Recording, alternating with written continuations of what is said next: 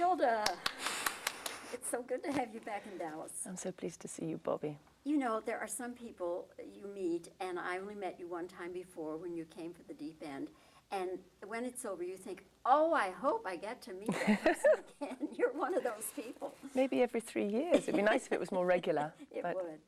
But thank you for coming to talk about Young Adam. My pleasure. Now, I know Young Adam is based on a novel, but why is it called Young Adam? That's a very interesting question with no answer. You'd have to ask the unfortunately deceased author, because he wrote this novel. Alexander Trocchi is the name of the writer. And he wrote this novel, and he always called it Young Adam, even the earliest drafts, and he always called his protagonist Joe. And so there is no person called Adam in the book at all. But I think it's, we suspect that it has a sort of biblical reference, and that there's something about it and the story that it tells which might have something to do with a sort of exile from Eden. Joe, which is the character that Ewan McGregor plays in the film, he's a disaffected young writer who can't really get it together at all. And he throws his typewriter in the canal and goes off and lives a very sort of suppressed, labouring life on a barge. This is 1957 in Glasgow, with these two people who are played by Peter Mullen and myself, who run a barge. It's a very tough life. And one day, Les, who Peter Mullen plays, and Ewan's character find the body of a young woman floating in the canal, and the story starts from there. And it's not giving too much away to say that Ewan has some connection with... We don't know to begin with. We might suspect that he does. But the film's so much, the whole atmosphere of the film, and to a certain extent the subject of the film, is about how we make things up as we go along in life. And he's really trying to do that. He's pretty alienated from his own life, let's say, and he's sort of trying to bury himself in a funny way, because he feels a failure. He feels he's failed in his relationship. We see that later unfold in the film with his girlfriend, and he can't write. He's trying to write something new. She says to him, why don't you write an ordinary book, one that people will want to read? And he says, I'm trying to do something new. It's a line that we all feel like saying a lot. So that's what's said to us a lot. Why don't you make an ordinary film, one that people... It's about someone who's just trying to find something authentic in his life, trying not to just fall in with this sort of fictional way of living, which is not that, it's not something that's exotically 1957. I mean, it's something that I think we know about now. So he goes to live on this barge, and he works as a labourer, and it's as if he throws his intellect in the canal with the typewriter. He kind of stops talking. They all just sort of rub up against one another and get on with it. And then finding this body, and we do have there's something about the way he puts his hand on her back, which makes us wonder, at the very least, whether he's just, has a sort of curiosity about her. It sparks a connection. This, I hope, is not ruining it, but it happens right at the beginning of the film. It sparks a connection between him and Ella, who I play, and they start an affair. Now, throughout the film, he has several affairs. What is his issue with women? I think it's really probably more a question of what his issue is with himself. I think he's lonely, in a not particularly exotic way. He's no more lonely than anybody else in the film, and no more lonely really than any of us are. He's given up the kind of communication that he was trying to do for a while. I think out of the relationships, if you can call them that, in the film, come out of loneliness, which in one way is, I think, maybe the best way for a relationship to come. When someone actually sees your loneliness and doesn't try and mess with it and doesn't try and distract you from it, but sort of brings their own in, and you're there as two adults, and you're there as two individuals, and you take comfort in each other's company for a while. But I don't know what his issue with women is. I mean, I think he's, not to put too fine a point on it, kind of trying to bury himself in women. The loneliness gets too much sometimes. This film is rated NC-17, and you're required to have several scenes of nudity. Did you have any pause at all about accepting this role? I really didn't. I mean, if anything, I was thrilled to have the opportunity to make an adult film about adult people making adult mistakes and having adult relationships and dealing with adult things. And the film is appropriately, in my view, rated for adults. The NC-17 rating seems to mean something here, which its equivalent in the UK doesn't mean. I mean, we don't seem to have a problem with the idea of an adult cinema, and there's no particular frisson about asking an audience under 18 to stay away. It's there are plenty of films for 15-year-olds. It's quite nice to have one for us.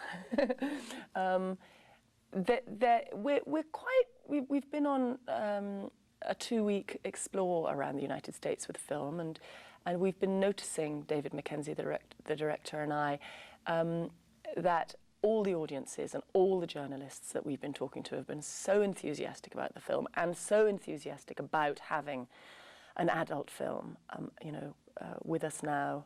And in fact, we were talking to theatre owners who are saying, we want more NC-17 films. We want to re-dignify the idea of an adult film. And that there's been a stigma attached to it, which I didn't necessarily understand before, which has given you to understand that if something has an NC-17 rating, then maybe it's soft porn, or maybe it's bad, just bad. Maybe it's a sort of badism rate. And I'm feeling very enthusiastic and confident, quietly, that this film, and I hope many others, will begin to chip away at that stigma, and we'll have an adult cinema again. It would be good. The story takes place on this barge canal, and these are they still in use? Is this still a part of everyday life? It really isn't a life that exists anymore, Bobbie. It's the canals still exist, although we've been trying to make this film for a while, and if we had made it as we wanted to earlier than 2 years ago when we shot it, we wouldn't have been able to shoot it in Scotland at all, because the canals were not opened. They kind of all ground to a halt as working canals. When the canals stopped being, as is indicated in the film, there's one point where Ella says, when fuel rationing stops, then the trucks will take over, as of course they have. And so round about very early 60s, the canals sort of ground to a halt and just sat there and silted up, quite a lot of them. But in the last 2 years, they've been opened up, and they'll never be opened up for unless something goes strangely wrong in the world over the next, or develops in a way in the next couple of years. I don't think there'll be industrial waterways anymore. They're sort of for pleasure cruisers. You can only take a boat that's, they're only 3 foot, but they are still there. And the interesting thing about those waterways, and I know both Edinburgh and Glasgow quite well, I've known them all my life, but I never thought about the canals. And they're there, they're just there. And I know the walls, but I've just never looked over the walls. And unlike some European cities like Amsterdam, where the canals are the shop windows, they're the things that you go there for. They have a sort of underground, rather back doorway, sort of slightly renegade feel about them. And it's a wonderful thing to go through the centre of one of those big cities on a canal. You just cream through, and you look up, you see all these buildings, and you keep creaming, and then you're in the countryside, and you keep creaming. It's saying, it's beautiful. It's a beautiful life. I'm very attracted to it. When they were used, was it to haul goods? Yeah. Main artery of industrial coal mainly, and heavy goods, timber and things. Was it a difficult shoot? It wasn't as difficult as trying to get the money to make the film. So by the time we got to make the film, we were all just so happy to be shooting. But yeah, there were some difficulties. It was difficult in the sense that it was an ambitious film, and we didn't have as much money as we might have liked. So we were always, it's like being on a tightrope. You can't quite relax because you're not on the other end yet. It was also a piece of work shooting on a barge, because it's very, it's very circumscribed. We built that barge. That barge was built for the shoot, and there were certain things that were built on it, outriggers and things to hold cameras and to make it easier for us to shoot. But it was still, I know David Mackenzie and Giles Nutkins, who shot it, it was a mathematical business trying to work out how many angles they could get, because it's a tight tight ship.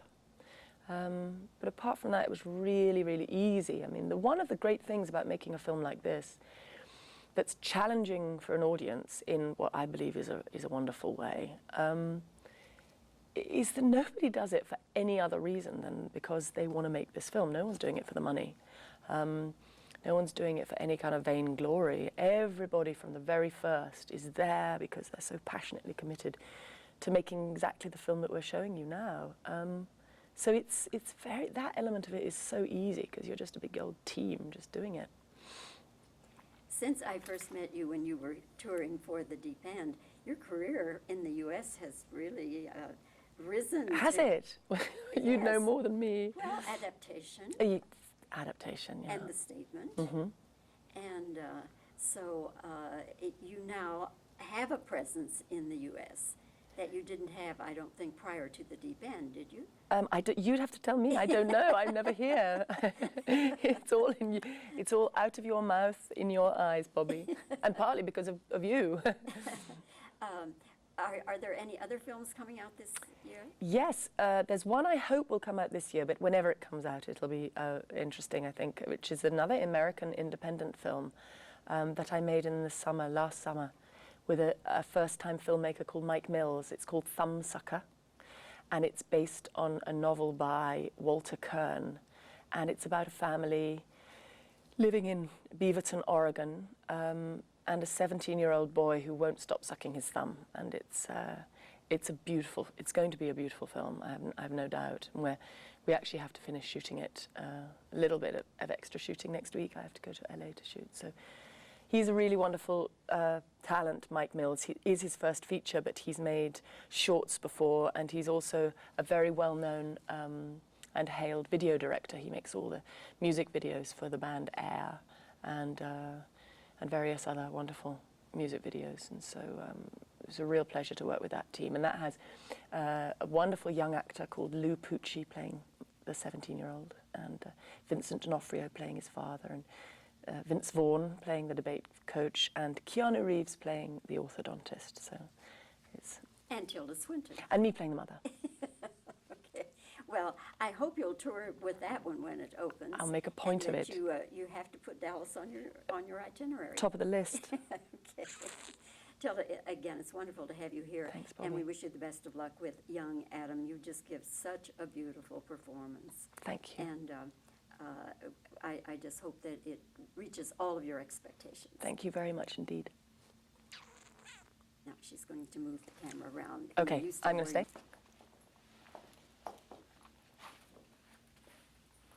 You ready? Okay. Why was the novel and why is the movie called Young Adam? And you just start to. Shall I start? Yeah. Oh, so I'm so sorry. I thought you were just doing your things. Redo that. Okay. Okay. Why is the movie called Young Adam when I don't remember any Adam in the movie? Well, there is no Adam in the movie. That's good. Okay.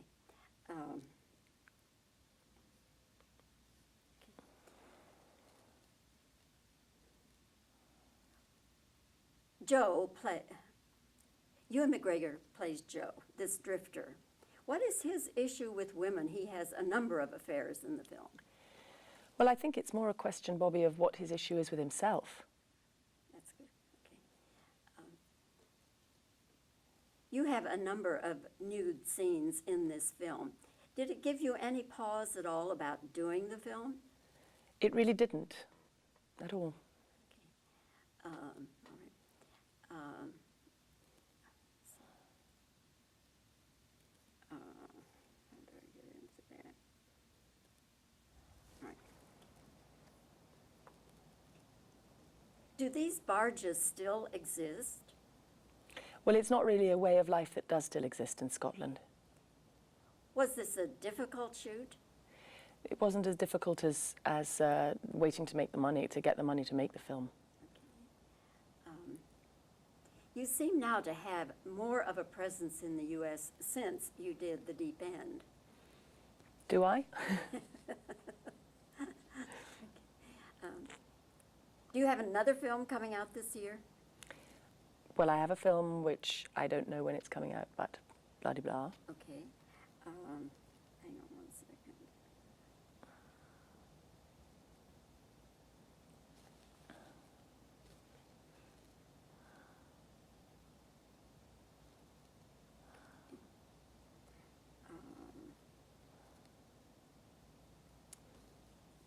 Let's see, how did I phrase that?